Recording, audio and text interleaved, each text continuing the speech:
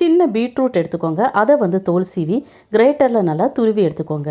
துருவினதுக்கப்புறம் இதை வந்து மிக்ஸி ஜாரில் சேர்த்து 1/4 டம்ளர் தண்ணி சேர்த்து நல்லா நைஸாக அரைச்சி எடுத்துக்கலாம். நல்லா அரைச்சதுக்கப்புறம் ஒரு பேனில் வடிகட்டி வச்சு அரைச்சதை இதே போல் நம்ம வடிகட்டி அதோட சாறை மட்டும் தனி எடுத்துக்கலாம். சாறு எடுத்ததுக்கப்புறம் ஸ்டவ் ஆன் பண்ணி இந்த பேனை அதில் வச்சு இந்த பீட்ரூட்டோட சாறு வந்து திக்காகிற வரைக்கும் நல்லா சூடுபடுத்திக்கலாம். சீக்கிரமாகவே திக்காயிரும். இந்த அளவுக்கு வந்ததுக்கப்புறம் நம்ம ஸ்டவ் ஆஃப் பண்ணிக்கலாம். இது வந்து நல்லா ஆறுனதுக்கப்புறம் ஒரு சின்ன டப்பாவில் இதே போல் நம்ம ஒரு குட்டி ஸ்பூனை வச்சு நம்ம அதில் மாற்றிக்கலாம். எல்லாத்தையும் நம்ம மாற்றினதுக்கப்புறம் ஆலோவேரா ஜெல்லோ இல்லை வேஸ்லைனோ இல்லை சுத்தமான நெய்யோ அதில் வந்து கலந்து விட்டுக்கலாம். நான் வந்து ஆலோவேரா ஜெல்லை வந்து மிக்ஸ் பண்ணியிருக்கேன்.